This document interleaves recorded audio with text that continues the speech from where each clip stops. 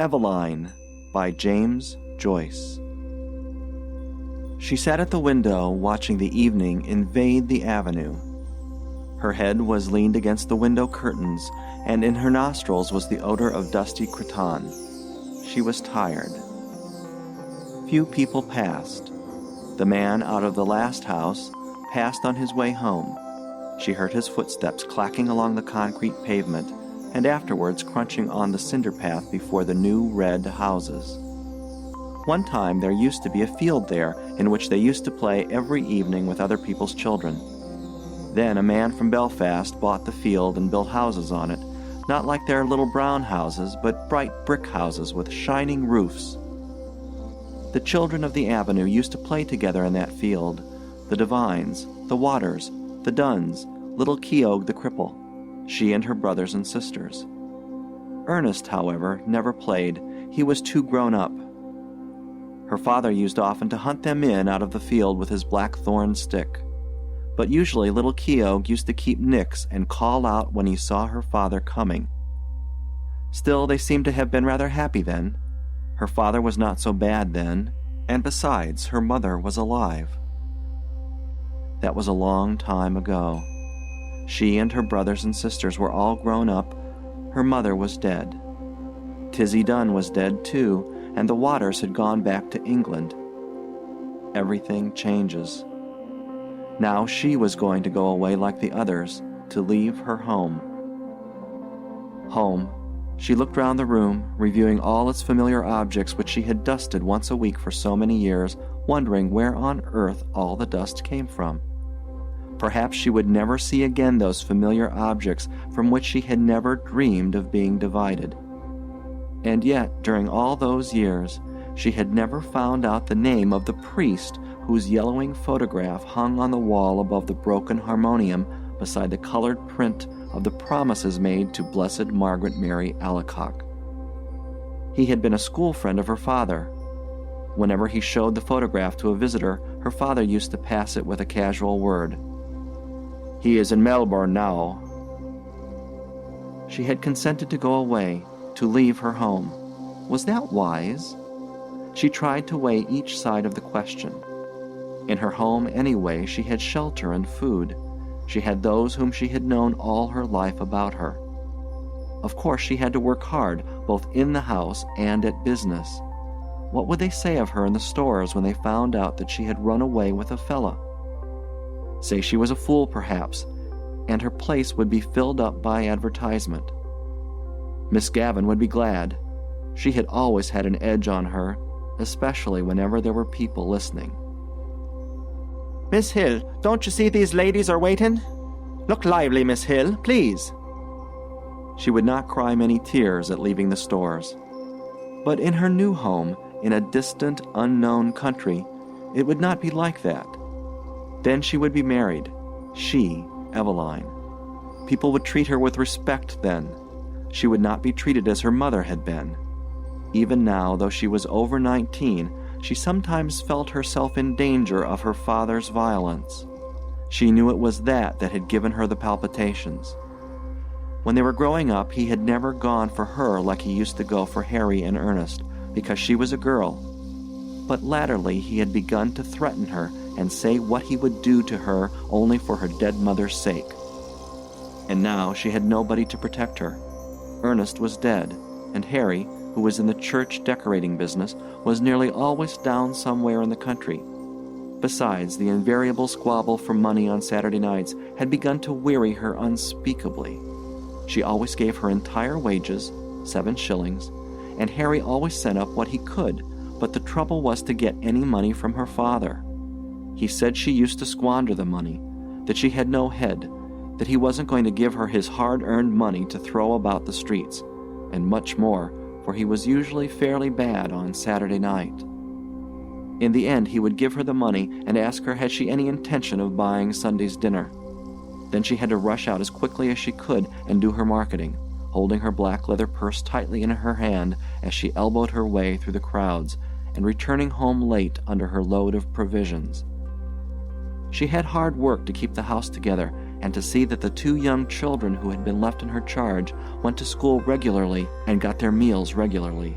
It was hard work, a hard life. But now that she was about to leave it, she did not find it a wholly undesirable life. She was about to explore another life with Frank. Frank was very kind, manly, open-hearted. She was to go away with him by the night boat to be his wife and to live with him in Buenos Aires, where he had a home waiting for her. How well she remembered the first time she had seen him. He was lodging in a house on the main road where she used to visit. It seemed a few weeks ago. He was standing at the gate, his peaked cap pushed back on his head, and his hair tumbled forward over a face of bronze. Then they had come to know each other. He used to meet her outside the stores every evening and see her home. He took her to see The Bohemian Girl, and she felt elated as she sat in an unaccustomed part of the theater with him. He was awfully fond of music and sang a little. People knew that they were courting, and when he sang about the lass that loves a sailor, she always felt pleasantly confused. He used to call her Poppins out of fun. First of all, it had been an excitement for her to have a fellow, and then she had begun to like him. He had tales of distant countries. He had started as a deck boy at £1 a month on a ship of the Allen Line going out to Canada. He told her the names of the ships he had been on and the names of the different services. He had sailed through the Straits of Magellan, and he told her stories of the terrible Patagonians. He had fallen on his feet in Buenos Aires, he said, and had come over to the old country just for a holiday. Of course, her father had found out the affair and had forbidden her to have anything to say to him. "I know these sailor chaps," he said. One day he had quarreled with Frank, and after that she had to meet her lover secretly. The evening deepened in the avenue. The white of 2 letters in her lap grew indistinct. One was to Harry, the other was to her father. Ernest had been her favorite, but she liked Harry too. Her father was becoming old lately, she noticed. He would miss her. Sometimes he could be nice. Not long before, when she had been laid up for a day, he had read her out a ghost story and made toast for her at the fire. Another day, when their mother was alive, they had all gone for a picnic to the Hill of Howth. She remembered her father putting on her mother's bonnet to make the children laugh. Her time was running out, but she continued to sit by the window, leaning her head against the window curtain, inhaling the odor of dusty cretonne. Down far in the avenue she could hear a street organ playing. She knew the air. Strange that it should come that very night to remind her of the promise to her mother, her promise to keep the home together as long as she could. She remembered the last night of her mother's illness. She was again in the close, dark room at the other side of the hall, and outside she heard a melancholy air of Italy. The organ player had been ordered to go away and given 6pence. She remembered her father strutting back into the sick room, saying, "Damned Italians, coming over here." As she mused, the pitiful vision of her mother's life laid its spell on the very quick of her being. That life of commonplace sacrifices closing in final craziness.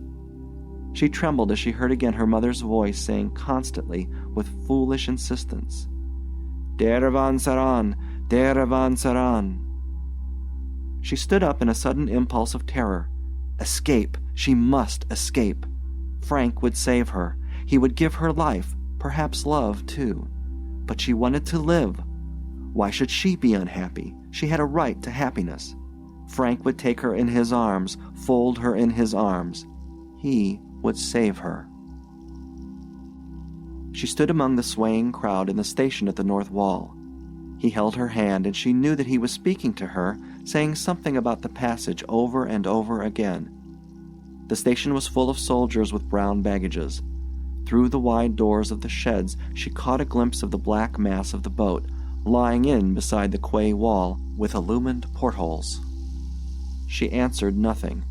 She felt her cheek pale and cold, and out of a maze of distress she prayed to God to direct her, to show her what was her duty. The boat blew a long, mournful whistle into the mist. If she went, tomorrow she would be on the sea with Frank, steaming toward Buenos Aires. Their passage had been booked. Could she still draw back after all he had done for her? Her distress awoke a nausea in her body, and she kept moving her lips in silent, fervent prayer. A bell clanged upon her heart. She felt him seize her hand. "Come!" All the seas of the world tumbled about her heart. He was drawing her into them. He would drown her. She gripped with both hands at the iron railing. "Come!" No, no, no, it was impossible. Her hands clutched the iron in frenzy. Amid the seas she sent a cry of anguish. "Eveline! Evie!" He rushed beyond the barrier and called to her to follow. He was shouted at to go on, but he still called to her. She set her white face to him, passive, like a helpless animal. Her eyes gave him no sign of love or farewell or recognition.